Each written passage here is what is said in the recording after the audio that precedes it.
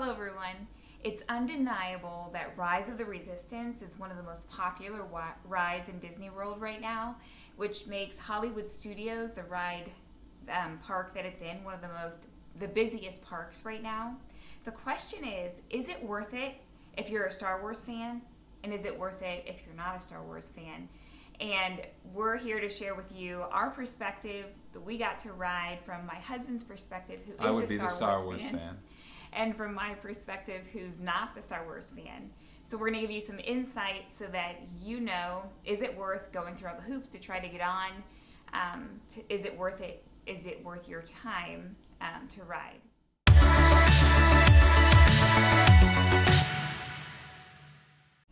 So it started out early in the morning.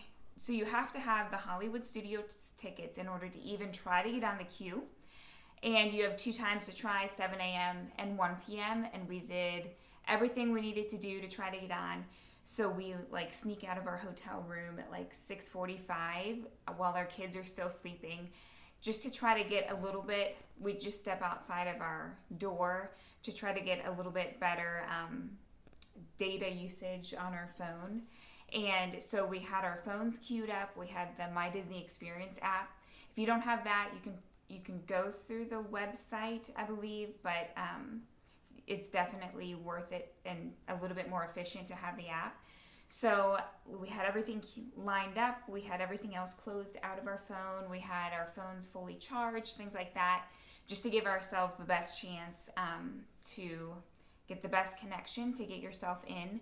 So 2 minutes till we are... Oh, wait, you need to mention that we turned off our Wi-Fi connections and only used our data. So there's some, I think, conversation on the internet about, is Wi-Fi quicker or is it data usage quicker or whatever. But later on we're gonna explain why we think that it's best to turn your Wi-Fi off and only use your data. So we turned our Wi-Fi off, had our data on, and we were outside our door. I would say about 5 till. We were trying, yeah. Yeah. So we started trying. So go ahead. So you would go out, you try to get in, and then it doesn't let you in yet because it's not time, and then you go back out, try to get in again.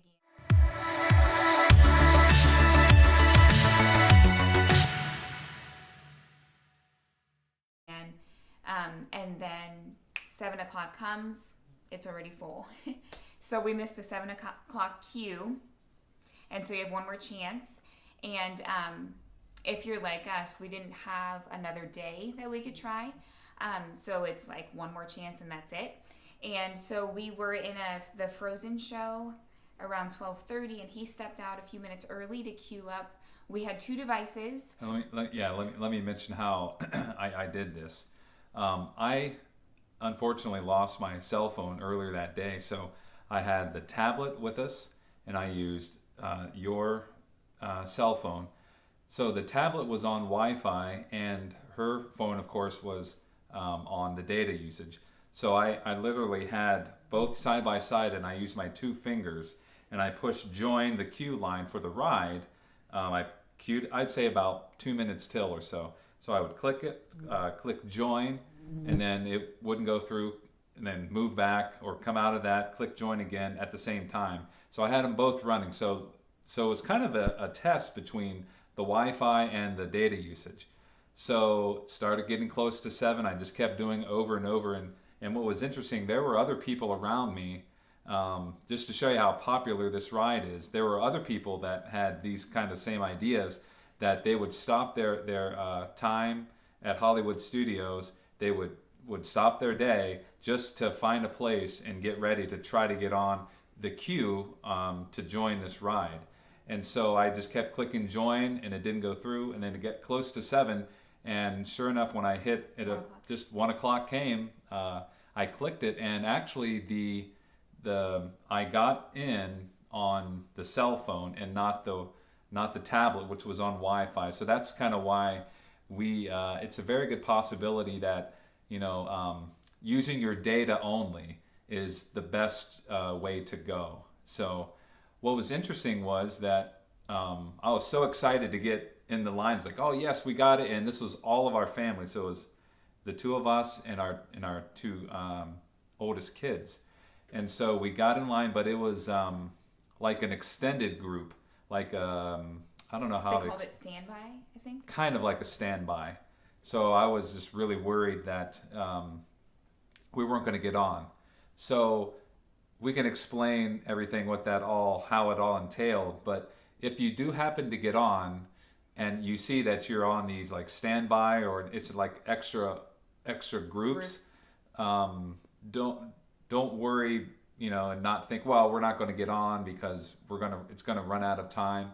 But we'll ease the conscience once we explain a little bit of what happened when got, getting on to the ride itself. So We did think, well, he's the Star Wars fan, so does he have a better chance of getting on if we go and just ask, we could take myself off and our 2 kids, and maybe he could just go?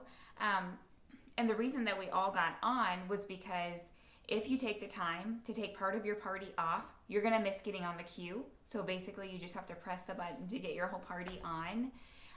So we went to the staff members in the Rise of the Resistance area, and we explained, like, hey, you could take the rest of us off and just keep him on if that would give him a better chance. And it doesn't really seem like it was set up for that, and they said it's not going to change anything. You can ride if you want to. So we just kind of kept all of us on, and then just went about our day. And then you get like a green light and it says you're ready. And so it did happen around 7 o'clock. So we rush over to get in line just to find out that the ride was broken down. So we were waiting there for 30 minutes or so, did you say? And just not sure because the park was closing at 8. So this was 7 that the ride broke down. We weren't sure if it would even open back up for the day. And they did get it up and running. And so we had to do the rider switch because of our youngest. She couldn't ride. So I stayed with our youngest while my husband went with our 2 older children. And then I had my bands scanned and was just waiting. And then a staff member came and said, you're still riding it or wanting to ride? And I said, yes. And so he said, you're the last one. The staff knows. So I was just waiting for the rest of them to come out. I was just thinking I'm with the last group of people going for the day. And so they come out and I go in. It was myself and my daughter going in. And it was, again, I'm not a Star Wars fan, but, I just wanted to, it seemed like a really unique experience, and I wanted to go and experience this since I had the opportunity. Like a bunch of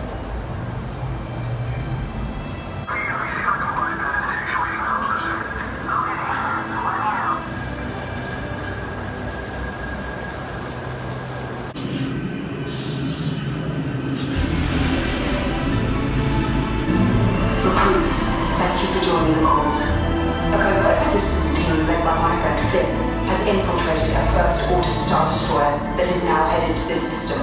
Your outpost on Batuu is no longer... It had to do with this is considered the most popular ride. All that we went through just to get on this ride and hearing horror stories of people, trying to get on. And there was one couple that tried to actually infiltrate or sneak in, and they got caught.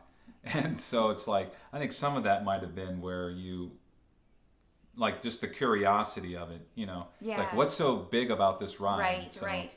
And I don't have a high tolerance for like super, highly stimulating intensity rides. But again, from what I had heard, it wasn't that intense. So I wanted to experience it. And as we found out, as my daughter and I started going, we were literally the only people riding. So that alone was a unique experience. There's something about the camaraderie of riding with other people. And so for that part, I feel like it made it more intense for me. I don't think it would have felt as intense if we had been riding with other people, especially like you're treated like you're part of the scene or what have you. And and being that you're the only ones, it just was really intense. So overall, from a non-Star Wars perspective, the ride can be very intense, and like visually and physically, you're walking like from segment to segment of the ride, like you're moving around. You don't just go and sit. And you even like drop down a few times and are moving in cars. And you're in this one spot where it's like, if you're claustrophobic, you might kind of struggle a little bit. It's like in a narrow area. So if those are not your thing, then you may want to consider not riding. It may not be worth it to you. But if not or otherwise, it really may be worth your time. Even if you're not a Star Wars fan, it's a really neat experience. I think from a Star Wars fan perspective, you definitely have to ride this ride. It's more than a ride, it's also like an experience. So like it is visually intense. There is some walking and you kind of got to move and where they tell you and things like that. So there's a lot of physicality to it. Not over the top, but you have to stay on your toes. But also the thing about this is like when there's this one scene, I don't want to spoil it, where I'm going in and it's like an immersion. You're immersed into the universe of Star Wars. And so there was one section where I knew it was fake, but I was looking at it and I literally thought I was in the First Order, one of their starships. And so it's like I was looking out and I was like, man, I know this is fake, but it looks so real. It was really cool. And there's a lot of stuff that goes on. So definitely worth the pain and the hassle to wake up at 7 in the morning. I mean, again, this is just from a Star Wars fan perspective. It's definitely worth it to getting up at 7 in the morning, trying and whatever, and if you need to at 1 o'clock and waiting in line and all that kind of stuff. So and all of the cast members are constantly like in character. There's no like have a magical day or things like that. And they're so it's definitely fully immersive experience. Mm-hmm. We hope that you found this video helpful from a non-Star Wars fan perspective and from a Star Wars fan perspective. Is it worth it to get through all the hoops to try to get on the Rise of the Resistance ride? Hopefully you found everything you need to make the best decision for your trip. We'll see you next week.